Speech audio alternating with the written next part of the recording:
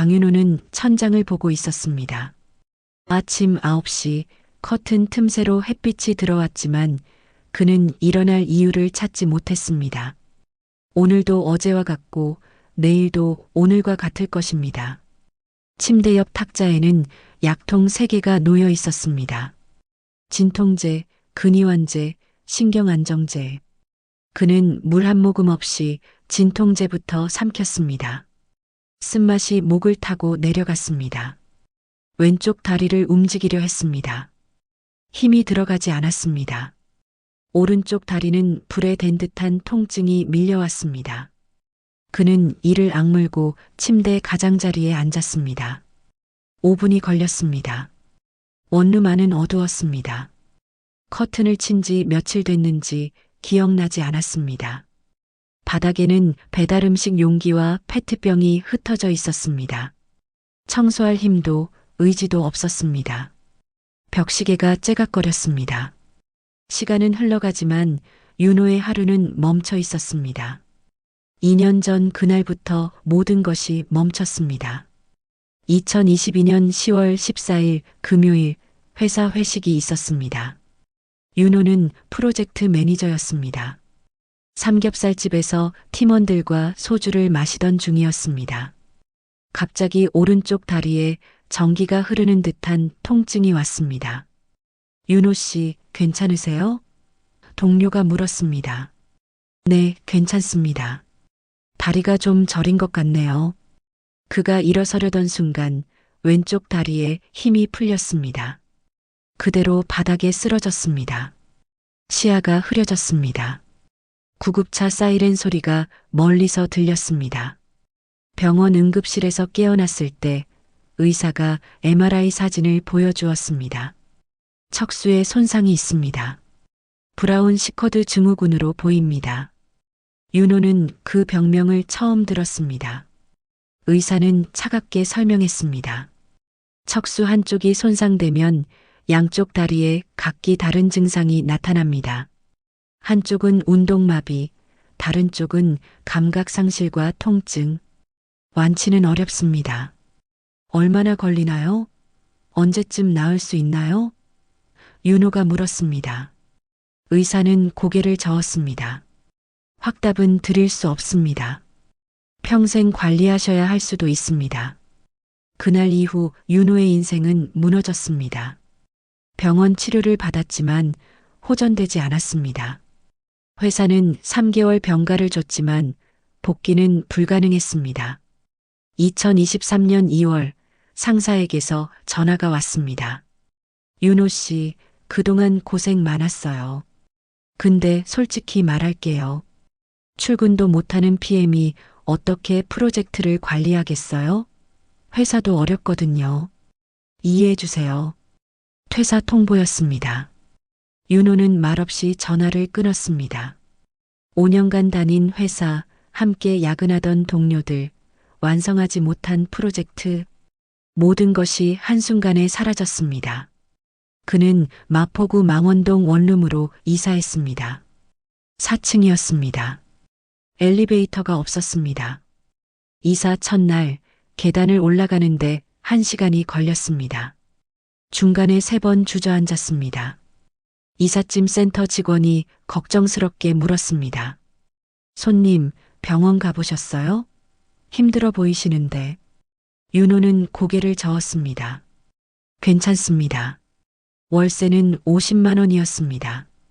장애인 연금으로는 턱없이 부족했습니다. 부산에 사는 부모님께 손을 벌릴 수도 없었습니다. 70대 노부모가 무슨 도움을 주겠습니까? 그는 방 안에 틀어박혔습니다. 하루 종일 침대에 누워 천장을 봤습니다. 스마트폰엔 친구들의 연락이 왔지만 답장하지 않았습니다. 세상과의 연결을 스스로 끊었습니다. 2023년 12월 어느 금요일 밤이었습니다. 윤호는 배달음식 앱을 보고 있었습니다. 먹고 싶은 것도 없었지만 뭐라도 시켜야 했습니다. 그때 초인종이 울렸습니다. 배달이 벌써 왔나 싶어 문을 열었습니다. 문 앞에는 박소연이 서 있었습니다. 왜 왔어? 윤호의 목소리는 쌀쌀했습니다. 소연은 편의점 비닐봉지를 들고 있었습니다. 김치찌개, 도시락 2개, 바나나 우유 2개가 보였습니다. 배고파서, 혼자 먹기 싫어서 연락하지 말라고 했잖아. 문자도 답장 안 했잖아. 윤호는 문을 닫으려 했습니다. 소연이 문틈에 발을 넣었습니다. 나도 알아. 근데 그래도 왔어. 들어가게 해줄래? 윤호는 한숨을 쉬며 문을 열었습니다. 소연은 신발을 벗고 들어왔습니다. 어두운 방, 쓰레기가 쌓인 바닥, 퀴퀴한 냄새. 그녀는 아무 말하지 않고 전자레인지에 도시락을 돌렸습니다. 소연아, 나 때문에 내 인생 망가지는 거 보기 싫어. 제발 그만 좀 와. 윤호는 침대 가장자리에 앉으며 말했습니다. 소연은 도시락 뚜껑을 열며 답했습니다. 망가지는 거 아니야. 나 회사 잘 다니고 있어. 수원에서 지하철 타고 오는 거 1시간 30분이면 돼. 별거 아니야. 별거 아니긴. 금요일 야근하고 지쳐서 집 가야 할 사람이 왜 여기까지 와. 다른 남자 만나. 건강한 남자. 소연은 윤호 앞에 도시락을 놓았습니다. 강윤호, 나 동정으로 여기 오는 거 아니야. 너 불쌍해서 온 것도 아니고. 그냥 내가 포기하는 꼴 보기 싫어서 왔어. 나는 이미 포기했어. 이게 내 인생이야. 윤호의 목소리가 떨렸습니다. 소연은 숟가락을 들며 말했습니다. 윤호야, 내가 넘어지면 내가 일으켜 줄게. 근데 일어날 생각이 없으면 나도 어쩔 수 없어. 밥 먹자. 두 사람은 말없이 도시락을 먹었습니다. 김치찌개는 이미 식어 있었습니다. 윤호는 한 숟가락 뜨고 말았습니다. 먹을 기력도 없었습니다. 소연은 묵묵히 자기 도시락을 비웠습니다. 그리고 윤호의 쓰레기통을 보았습니다. 배달음식 용기가 가득했습니다. 그녀는 비닐봉지에 쓰레기를 담기 시작했습니다. 뭐해? 그냥 놔둬. 윤호가 말했습니다. 냄새 나잖아. 벌레 나오기 전에 버려야지. 소연은 담담하게 답했습니다. 그녀는 설거지를 하고 쓰레기를 정리했습니다. 30분이 걸렸습니다. 윤호는 그 모습을 멍하니 보고 있었습니다. 다음 주 금요일에 또 올게. 그때까진 밥 잘 챙겨 먹어. 소연은 신발을 신으며 말했습니다. 오지 마. 제발. 윤호의 목소리는 힘이 없었습니다. 소연은 문 앞에서 돌아섰습니다. 강윤호, 나는 내가 다시 걸었으면 좋겠어. 근데 그건 내가 결정할 일이야. 나는 그냥 옆에 있을게. 문이 닫혔습니다. 윤호는 창밖을 봤습니다. 합정역 방향 네온 사인이 깜빡였습니다. 멀리서 지하철 소리가 들렸습니다. 그는 소연이 두고 간 바나나 우유를 들었습니다. 빨대를 꽂고 한 모금 마셨습니다. 달콤한 맛이 입안에 퍼졌습니다. 이 여자는 대체 왜? 그는 생각에 잠겼습니다. 천장을 보는 그의 눈에서 작은 빛이 돌았습니다. 아주 작은 2년 만의 감정이었습니다. 미안함과 동시에 희망이라 부를 수도 없는 작은 무언가였습니다. 벽시계가 째각거렸습니다. 자정이 가까워지고 있었습니다. 윤호는 바나나 우유를 다 마시고 침대에 누웠습니다. 처음으로 그는 생각했습니다. 다음 금요일엔 방 좀 치워둘까? 작은 생각이었지만 2년 만의 변화였습니다. 멈춰있던 시간에 작은 균열이 생겼습니다. 창밖 네온 사인이 깜빡이고 겨울바람이 창문을 흔들었습니다. 망원동 4층 빌라 그 작은 방 안에서 한 남자의 이야기가 조용히 시작되고 있었습니다. 소연은 약속을 지켰습니다. 다음 주 금요일, 그 다음 주 금요일, 그리고 또 그 다음 주 금요일. 매주 밤 11시 30분 초인종이 울렸습니다. 윤호는 처음엔 문을 열지 않았습니다. 두 번째 주엔 그만 오라고 소리쳤습니다. 세 번째 주엔 그냥 문을 열어주었습니다. 소연은 매번 편의점 봉지를 들고 있었습니다. 2024년 1월 둘째 주 금요일이었습니다. 소연은 이번엔 김밥과 오뎅을 들고 왔습니다. 전자레인지에 데우지 않고 그냥 상에 올렸습니다. 추운데 따뜻한 거 먹어야지. 윤호가 말했습니다. 괜찮아. 나는 찬 거 좋아해. 소연은 김밥을 한 입 베어 물었습니다. 윤호는 그녀를 보았습니다. 눈 밑에 다크서클이 있었습니다. 야근이 많은 주였나 봅니다. 수원에서 여기까지 오는 지하철 안에서 졸았을 것입니다. 소연아, 진짜 이제 그만 와. 너 힘들잖아. 윤호의 목소리는 이전보다 부드러워졌습니다. 소연은 김밥을 씹으며 고개를 저었습니다. 안 힘들어. 이 정도는 괜찮아. 거짓말. 얼굴에 다 써 있어. 윤호가 말했습니다. 소연은 잠시 멈칫했습니다. 그리고 웃으며 말했습니다. 그래, 좀 피곤해. 근데 너 보면 괜찮아져. 윤호는 더 이상 말하지 못했습니다. 가슴이 먹먹해졌습니다. 2월 첫째 주 금요일 소연은 노트를 꺼냈습니다. 분홍색 스프링 노트였습니다. 거기엔 깔끔한 글씨로 뭔가 적혀 있었습니다. 이거 뭐야? 윤호가 물었습니다. 너를 위한 계획표야. 소연은 노트를 펼쳤습니다. 강윤호 재활 로드맵이라는 제목이 보였습니다. 그 아래로 주차별 목표가 적혀 있었습니다. 1주차 침대 화장실 하루 3회 이상. 2주차 방 현관문 문 열고 복도 확인. 3주차 원룸 계단 1층 소연과 함께. 4주차 빌라 밖 산책 5분. 윤호는 노트를 보다가 웃음이 나왔습니다. 미쳤어? 나 계단 내려가다 구르면 어쩌려고. 그럼 내가 잡아줄게. 소연의 목소리는 단호했습니다. 소연아, 나는 진짜 못해. 다리가 말을 안 들어. 넘어지면 다시 못 일어날 수도 있어. 윤호는 고개를 저었습니다. 소연은 노트를 덮으며 말했습니다. 윤호야, 나는 내가 다시 걸었으면 좋겠어. 근데 그건 내가 결정할 일이야. 1주차부터 시작해보자. 오늘 화장실 한 번만 가보는 거. 어때? 왜 이렇게까지 해? 내가 내 남자친구도 아니잖아. 우린 이미 끝난 거나 마찬가지야. 윤호의 목소리가 떨렸습니다. 소연은 윤호의 손을 잡았습니다. 차가운 손이었습니다. 강윤호, 우리 안 끝났어. 내가 포기 안 했는데 어떻게 끝나?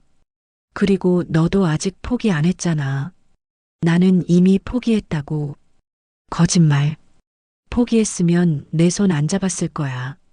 윤호는 자신이 소연의 손을 꽉 쥐고 있다는 걸 깨달았습니다. 그는 천천히 손을 놓았습니다. 2월 둘째 주 소연은 평일 저녁에도 전화를 걸기 시작했습니다. 윤호야, 오늘 화장실 몇 번 갔어? 2번. 좋아. 내일은 3번 가보자. 소연아, 나 초등학생 아니야. 이렇게까지 관리받고 싶지 않아. 윤호는 짜증 섞인 목소리로 말했습니다. 알아. 근데 혼자서는 안 하잖아. 그러니까 내가 확인하는 거야. 소연의 목소리는 담담했습니다. 윤호는 한숨을 쉬었습니다. 알겠어. 3번 갈게. 실제로 화장실을 3번 가는 건 쉽지 않았습니다. 침대에서 일어나는 것부터가 전쟁이었습니다. 왼쪽 다리는 후들거렸고 오른쪽 다리는 바늘로 찌르는 듯 했습니다. 첫날 윤호는 화장실 가는 길에 한 번 넘어졌습니다. 바닥에 주저앉아 10분간 일어나지 못했습니다. 통증이 너무 심했습니다. 이게 무슨 의미가 있나?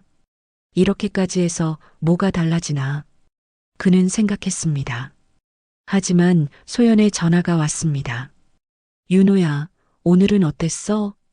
한 번 넘어졌어. 근데 화장실은 3번 갔어. 잘했어. 넘어져도 괜찮아.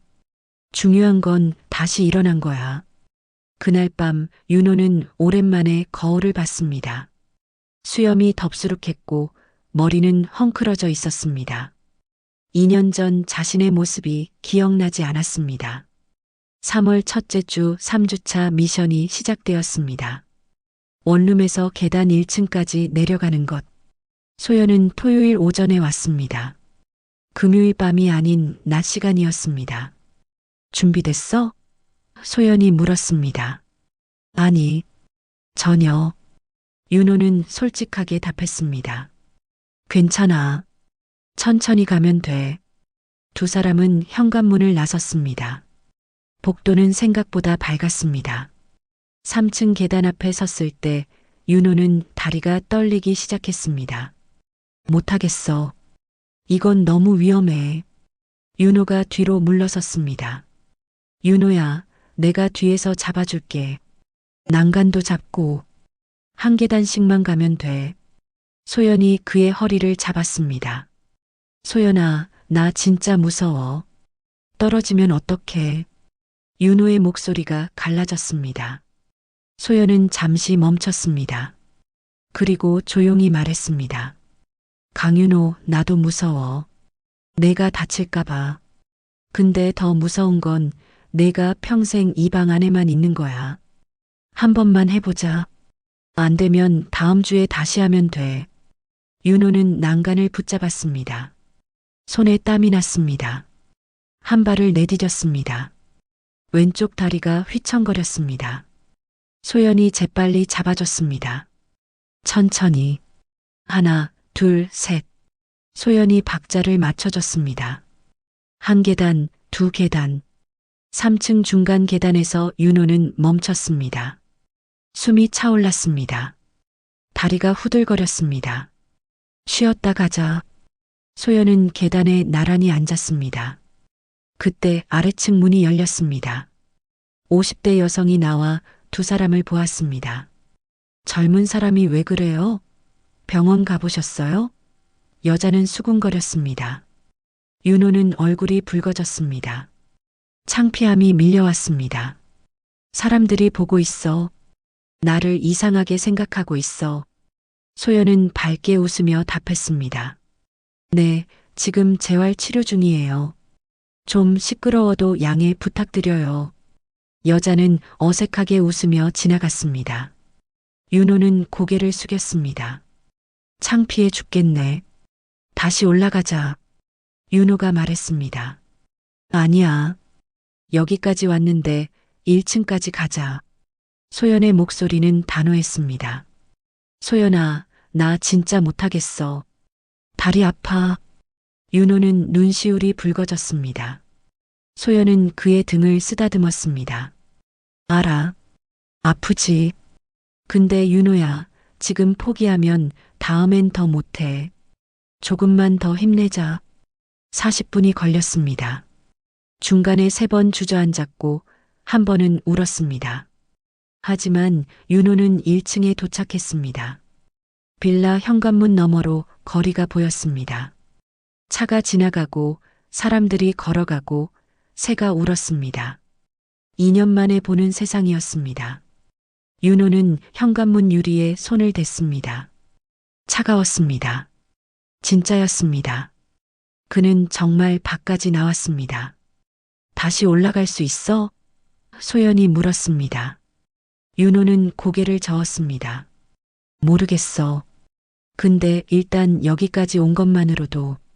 소연은 그의 손을 잡았습니다. 강윤호, 너 방금 산 하나 넘었어. 4층에서 1층까지. 이게 내 첫 번째 산이야. 윤호는 그녀를 보았습니다.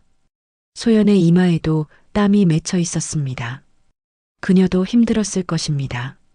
1시간 가까이 그의 몸을 지탱했으니까. 미안해. 너까지 힘들게 해서. 윤호가 말했습니다. 아니야. 나는 괜찮아. 너만 괜찮으면 돼. 소연은 웃었습니다.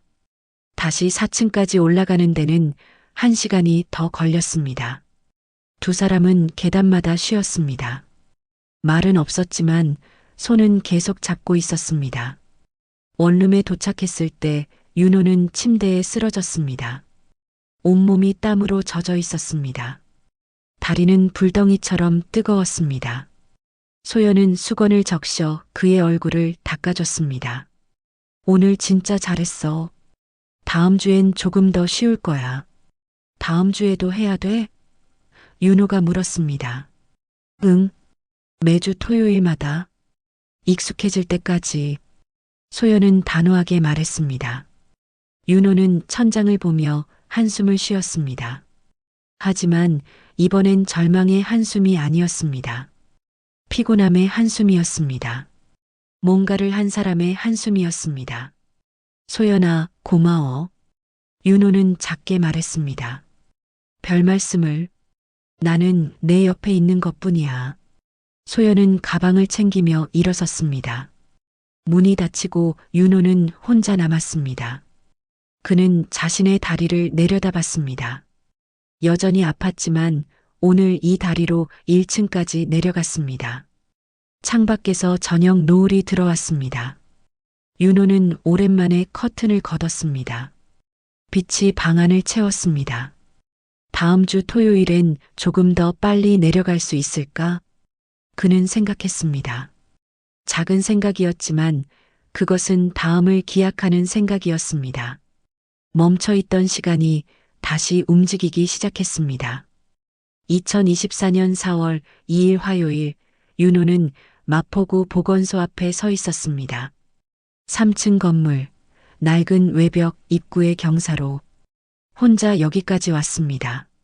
집에서 보건소까지는 800m였습니다.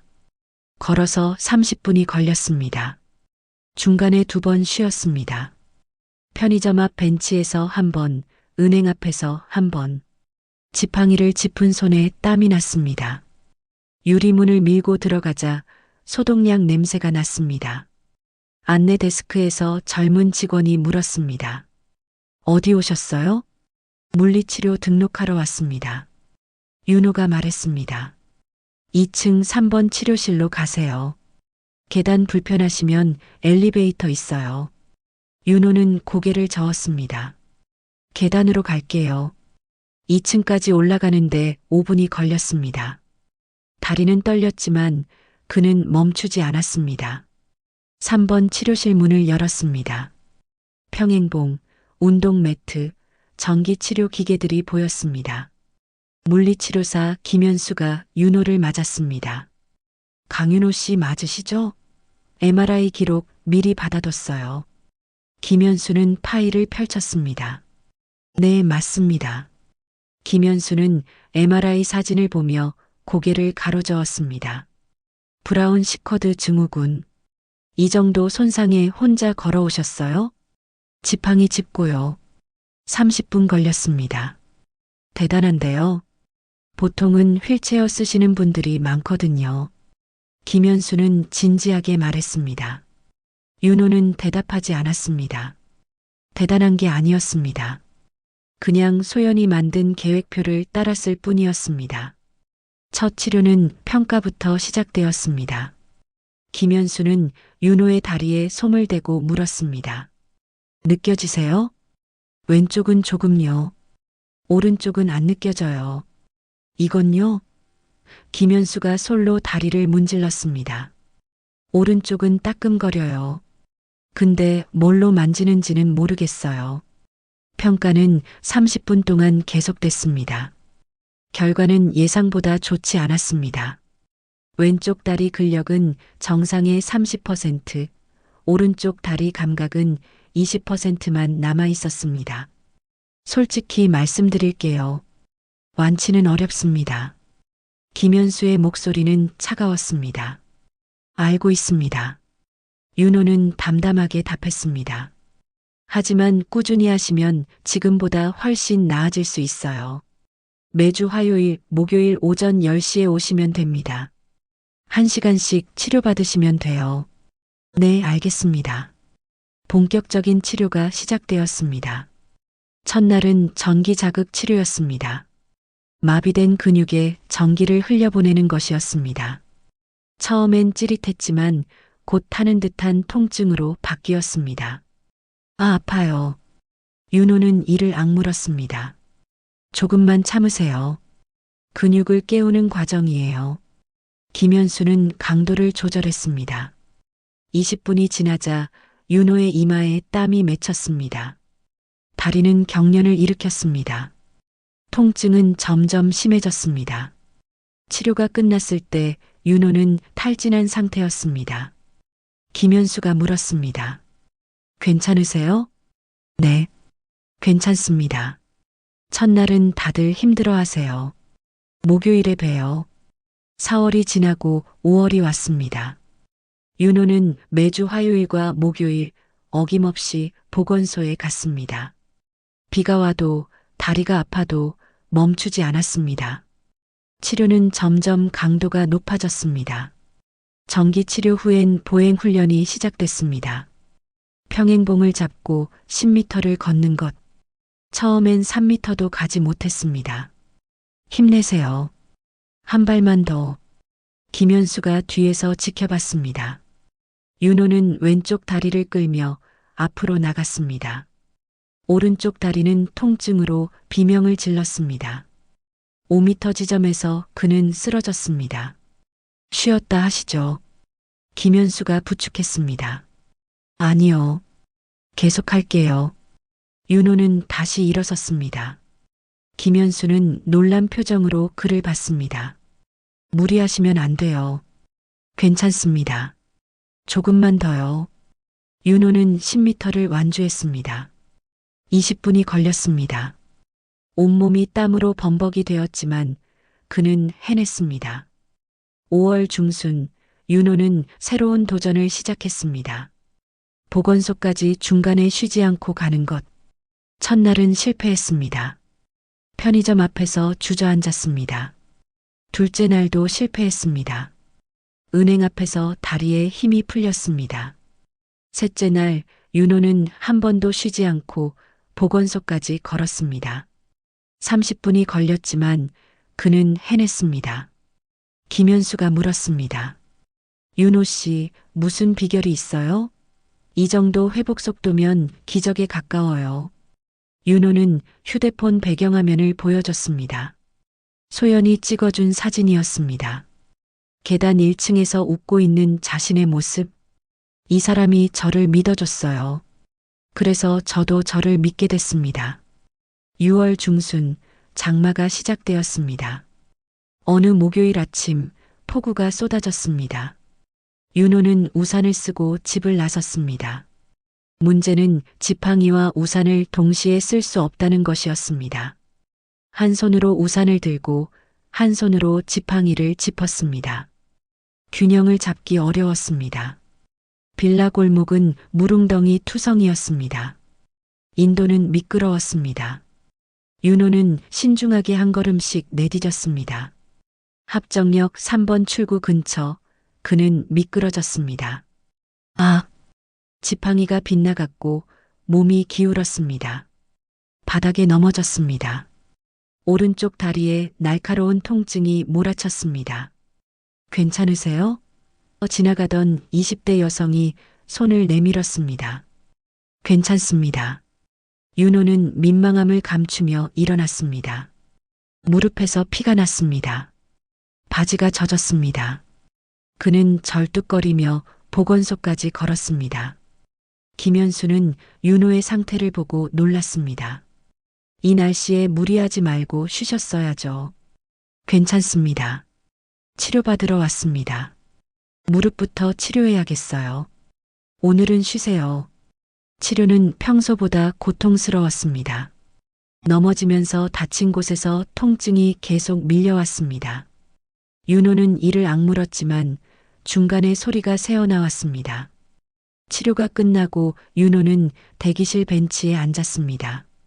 휴대폰을 꺼내 소연에게 전화를 걸었습니다. 여보세요? 소연의 목소리가 들렸습니다. 소연아, 나 오늘 넘어졌어. 길에서. 윤호의 목소리는 떨렸습니다. 뭐? 많이 다쳤어? 아니, 무릎 좀 까진 거. 괜찮아. 근데 윤호는 말을 잇지 못했습니다. 근데 뭐? 갑자기 무서워졌어. 내가 혼자 다니는 게 맞나 싶어. 다시 넘어지면 어떡하지? 이번엔 더 크게 다칠 수도 있잖아. 윤호는 고개를 숙였습니다. 전화 너머로 잠시 침묵이 흘렀습니다. 소연은 천천히 말했습니다. 윤호야, 넘어지는 건 당연한 거야. 안 넘어지려고 집에만 있을 거야? 아니면 다시 2년 전으로 돌아갈 거야? 그건 아니지만. 그럼 됐어. 넘어졌으면 다시 일어나면 돼. 너 지금 엄청 잘하고 있어. 4월엔 30분 걸려서 간 거 지금은 쉬지 않고 가잖아. 그거면 충분해. 윤호는 대답하지 못했습니다. 창밖으로 비가 계속 쏟아졌습니다. 6월 마지막 주 김현수가 평가서를 작성했습니다. 3개월간의 재활 결과였습니다. 윤호 씨, 축하드려요. 김현수는 평가서를 보여줬습니다. 재활 3개월 평가 결과. 보행 능력 지팡이 보행 30분 지속 가능. 근력 좌측 다리 30%에서 45% 회복. 감각 우측 다리 20%에서 35% 회복. 독립성 일상생활 70% 자립 가능. 이 정도면 사회 복귀도 생각해 볼 수 있어요. 윤호 씨 이력 보니까 IT 경력 있으시잖아요. 김현수가 말했습니다. 사회 복귀요? 윤호는 고개를 들었습니다. 네. 재택근무 가능한 곳 찾아보세요. 윤호 씨 정도면 충분히 일하실 수 있어요. 윤호는 멍하니 평가서를 봤습니다. 사회 복귀. 2년 전엔 상상도 못했던 단어였습니다. 집으로 돌아가는 길, 비는 그쳤습니다. 저녁 노을이 하늘을 붉게 물들였습니다. 윤호는 멈춰서서 하늘을 봤습니다. 일을 다시 할 수 있을까? 회사에 다닐 수 있을까? 그는 생각했습니다. 두려웠습니다. 다시 실패할까봐, 동료들에게 짐이 될까봐, 또다시 무너질까봐. 하지만 동시에 작은 기대감도 있었습니다. 어쩌면 가능할지도 모른다는. 원룸에 도착해 윤호는 노트북을 켰습니다. 2년 만이었습니다. 먼지가 쌓인 화면을 닦았습니다. 전원 버튼을 눌렀습니다. 부팅 화면이 떴습니다. 윤호는 검색창을 열었습니다. 손가락이 떨렸습니다. 장애인 고용 우대를 검색했습니다. 수많은 공고가 떴습니다. 재택근무 가능, IT 기획자, 프로젝트 매니저. 그는 한 공고를 클릭했습니다. 성수동 소셜벤처 함께 걷기. 장애인 고용 우수 기업이었습니다. 마우스를 공고 위에 올렸습니다. 클릭하려다 멈췄습니다. 할 수 있을까? 정말로. 그때 휴대폰이 울렸습니다. 소연에게서 문자가 왔습니다. 윤호야, 오늘 치료 어땠어? 무릎은 괜찮아? 오늘 회사에서 일찍 끝나서 금요일 아니지만 내일 갈게. 저녁 같이 먹자. 윤호는 문자를 읽고 또 읽었습니다. 그리고 노트북 화면을 다시 봤습니다. 그는 마우스를 클릭했습니다. 지원서 작성 페이지가 열렸습니다. 일단 써보자. 떨어지면 그때 생각하자. 윤호는 키보드에 손을 올렸습니다. 창밖에서 저녁바람이 불어왔습니다. 커튼이 흔들렸습니다. 방 안으로 빛이 들어왔습니다. 윤호는 이력서를 쓰기 시작했습니다. 2년 만에 다시 쓰는 자기소개서였습니다. 손은 떨렸지만 멈추지 않았습니다. 경력사항 보충 설명. 2022년 브라운 시커드 증후군 진단 후 2년간 재활치료에 집중했습니다. 현재는 지팡이 보행이 가능하며 그는 천천히 그러나 분명하게 글자를 입력했습니다. 한 글자 한 글자가 미래를 향한 발걸음이었습니다. 7월 첫째 주 윤호는 이력서를 완성했습니다. 일주일이 걸렸습니다. 쓰고 지우고 다시 쓰고 다시 지웠습니다. 가장 어려운 부분은 공백 기간 설명이었습니다. 2022년 11월부터 2024년 7월까지 1년 8개월. 어떻게 설명해야 할까요? 투병이라고 쓰면 떨어질까요? 개인 사정이라고 쓰면 의심받을까요? 윤호는 소연에게 전화했습니다. 소연아, 이력서에 병 얘기를 솔직하게 쓸까? 당연하지. 어차피 면접 가면 지팡이 보잖아. 숨길 수도 없고 숨길 필요도 없어. 소연의 목소리는 확신에 차 있었습니다. 근데 떨어지면 어떡해? 떨어지면 다른 데 넣으면 되지. 윤호야, 넌 이미 충분히 자격 있어. 윤호는 용기를 내서 썼습니다. 경력사항 보충 설명. 2022년 브라운 시커드 증후군 진단 후 2년간 재활 치료에 집중했습니다. 현재는 지팡이 보행이 가능하며 재택근무 및 유연 근무 환경에서 업무 수행 가능합니다. 장애를 극복한 경험을 바탕으로 끈기와 문제 해결 능력을 키웠습니다. 이력서를 보낸 곳은 15곳이었습니다. 답장 온 곳은 3곳이었습니다.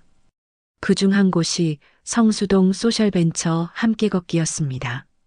면접 제안 드립니다. 7월 18일 목요일 오전 10시.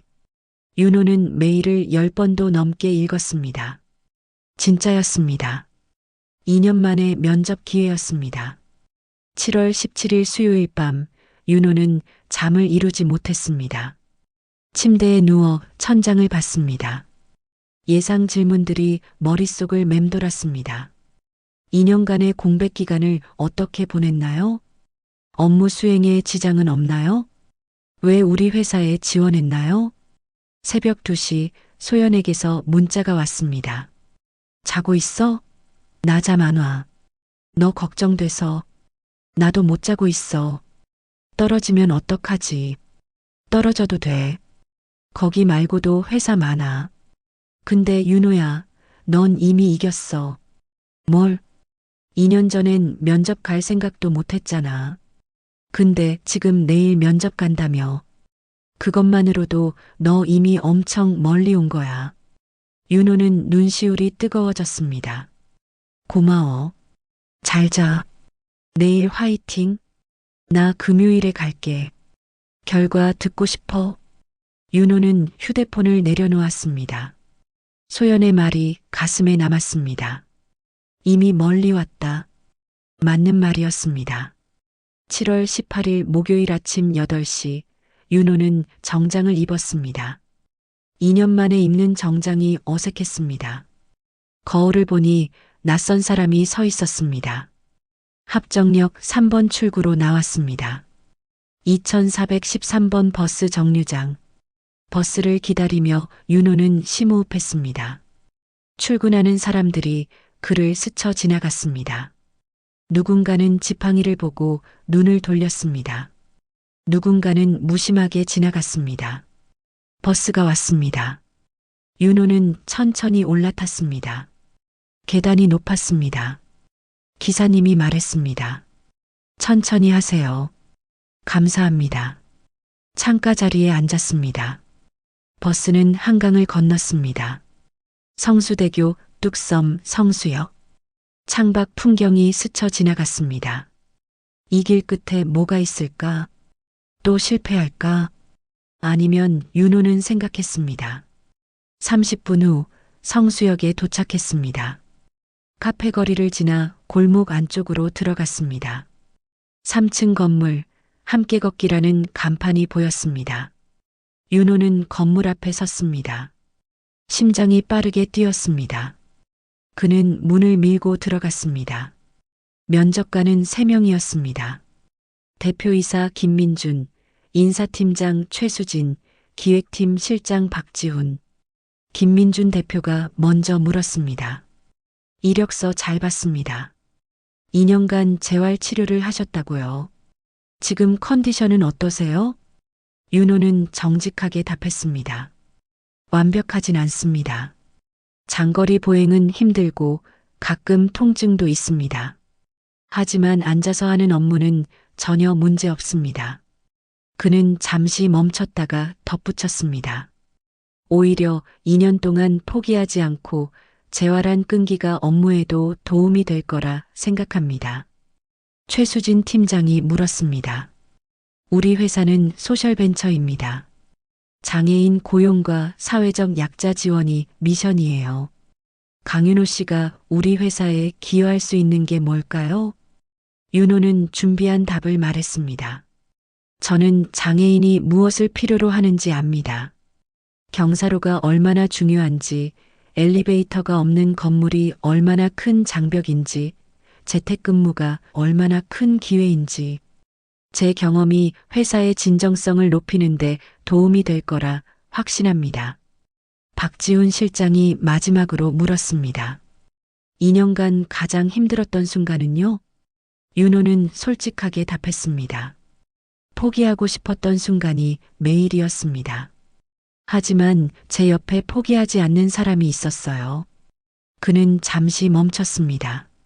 목소리가 떨렸습니다.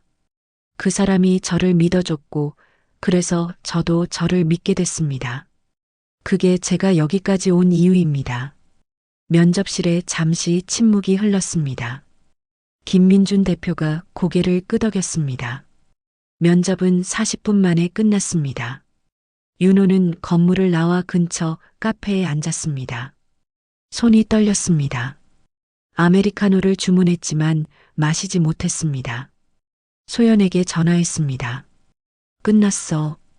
어땠어? 소연의 목소리는 긴장되어 있었습니다. 모르겠어. 근데 최선은 다한 것 같아. 그럼 됐어. 결과는 하늘에 맡기자. 금요일에 갈게. 일주일이 지났습니다. 7월 25일 금요일 오후 3시 메일이 왔습니다. 제목 함께 걷기 최종 합격을 축하드립니다. 윤호는 화면을 멍하니 봤습니다. 3번 읽었습니다. 믿기지 않았습니다. 손이 떨렸습니다. 눈시울이 뜨거워졌습니다. 2년 만에 합격이었습니다. 2년 만에 복귀였습니다. 그는 즉시 소연에게 전화했습니다. 소연아 붙었어. 전화 너머로 소연이 울먹이는 소리가 들렸습니다. 진짜? 진짜? 응, 진짜. 나 다시 회사 다녀. 윤호야. 소연은 말을 잇지 못했습니다. 울음 섞인 웃음이 들렸습니다. 소연아, 고마워. 내가 없었으면 불가능했어. 아니야. 이건 내가 한 거야. 나는 그냥 옆에 있었을 뿐이야. 그날 저녁 두 사람은 합정역 근처 작은 한식당에서 만났습니다. 소연은 수원에서 달려왔습니다. 축하해. 소연은 소주잔을 들었습니다. 건배. 강윤호의 재출발을 위하여. 건배. 윤호도 잔을 들었습니다. 소주는 쓰지만 기분은 달콤했습니다. 두 사람은 말없이 웃었습니다. 소연아, 진짜 고마워. 2년 동안 매주 왔잖아. 그게 아니었으면 나는. 윤호는 말을 잇지 못했습니다. 소연은 고개를 저었습니다. 윤호야, 나는 내가 포기하는 걸 보기 싫었어. 그냥 그게 다야. 근데 내가 다시 일어섰잖아. 그게 나한테는 제일 큰 선물이야. 앞으로는 내가 내 옆에 있을게. 내가 힘들 때, 내가 지칠 때. 윤호가 말했습니다. 약속? 소연이 물었습니다. 약속? 윤호는 고개를 끄덕였습니다. 두 사람은 창밖을 봤습니다. 합정역 네온 사인이 깜빡였습니다. 저녁 거리는 활기찼습니다.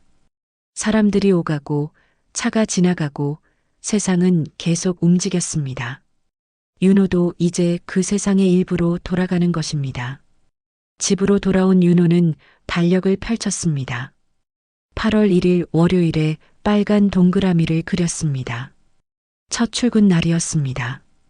그는 옷장에서 정장을 꺼내 다림질했습니다. 구두를 닦았습니다. 가방을 챙겼습니다. 침대에 누워 천장을 봤습니다.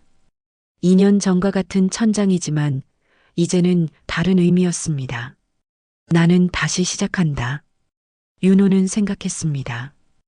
두렵지만 기대됩니다. 힘들겠지만 해낼 것입니다. 혼자가 아니니까. 소연이 있고 김현수 치료사가 있고 새로운 회사 동료들이 있을 것입니다. 윤호는 눈을 감았습니다. 처음으로 편안한 잠이 찾아왔습니다. 창밖에서 여름밤 바람이 불어왔습니다. 커튼이 흔들렸습니다. 별빛이 방 안을 비쳤습니다. 망원동 4층 빌라, 그 작은 방에서 한 남자의 새로운 이야기가 시작되려 하고 있었습니다. 2024년 8월 1일 월요일, 윤호는 새벽 5시에 일어났습니다. 샤워를 하고 정장을 입고 지팡이를 챙겼습니다. 거울을 보니 2년 전과는 다른 사람이 서 있었습니다. 조금 더 단단해진 얼굴, 조금 더 밝아진 눈빛. 합정역 3번 출구, 2413번 버스 정류장. 출근 시간이라 사람들이 많았습니다. 윤호는 그 사람들 사이에 섰습니다. 버스에 올라 창밖을 봤습니다. 한강, 성수대교, 뚝섬. 익숙한 풍경이었지만 오늘은 달랐습니다. 나도 다시 이 사람들 중 한 명이 됐구나. 윤호는 생각했습니다. 성수역에서 내려 함께 걷기 사무실로 향했습니다. 3층 건물, 유리문을 밀고 들어가자 김민준 대표가 미소 지으며 맞았습니다. 어서 오세요, 강윤호님. 환영합니다. 잘 부탁드립니다. 윤호는 90도로 인사했습니다. 책상에는 이름표가 놓여 있었습니다. 기획팀 강윤호 대리. 2년 만에 다시 찾은 소속감이었습니다. 첫 주는 정신없이 지나갔습니다. 업무 파악, 동료들과의 인사, 출퇴근 루틴 적응.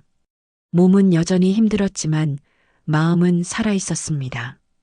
박지훈 실장이 물었습니다. 윤호 씨, 재택과 출근 중에 어느 쪽이 편해요? 저는 출근이 좋습니다. 사람들이랑 같이 있는 게 좋아요. 윤호가 답했습니다. 혼자 있는 게 지긋지긋하셨나 봐요.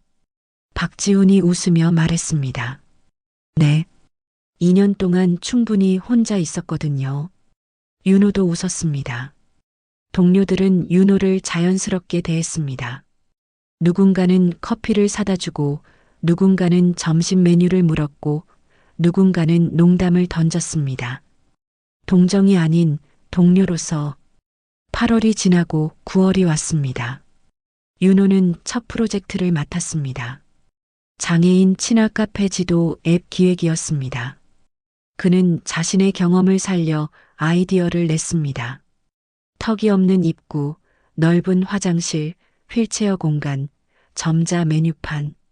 이런 정보가 있으면 장애인들이 카페를 선택할 때 훨씬 편할 겁니다. 김민준 대표가 칭찬했습니다. 이게 바로 당사자의 시각이에요. 좋습니다. 10월 프로젝트는 성공적으로 마무리됐습니다. 앱은 출시 1개월 만에 다운로드 5천 건을 넘었습니다. 2025년 11월 회사 창립 5주년 기념식이 열렸습니다. 김민준 대표가 무대에 올라 말했습니다. 올해의 우수사원은 입사 1년 만에 3개의 프로젝트를 성공시키고 장애인 당사자 시각으로 우리 회사의 미션을 실현한 분입니다. 강윤호 대리님, 윤호는 믿기지 않았습니다. 박수 소리가 들렸습니다. 그는 지팡이를 짚고 천천히 무대로 올라갔습니다. 객석에서 소연이 눈물을 닦으며 박수를 쳤습니다. 윤호는 그녀를 보고 미소 지었습니다. 마이크를 잡은 윤호는 짧게 말했습니다. 감사합니다. 제가 여기 서 있는 건 혼자 힘으로 이룬 게 아닙니다. 제 옆에 있어준 한 사람, 제 발자국을 대신 걸어준 그 사람 덕분입니다. 그는 잠시 멈췄습니다. 목소리가 떨렸습니다. 그리고 저는 이제 알아요. 장애는 끝이 아니라 다른 방식으로 걷는 시작이라는 걸. 감사합니다. 박수가 터졌습니다. 윤호는 무대에서 내려와 소연에게 다가갔습니다. 소연은 눈물을 흘리고 있었습니다. 왜 울어? 윤호가 물었습니다. 그냥 너무 자랑스러워서.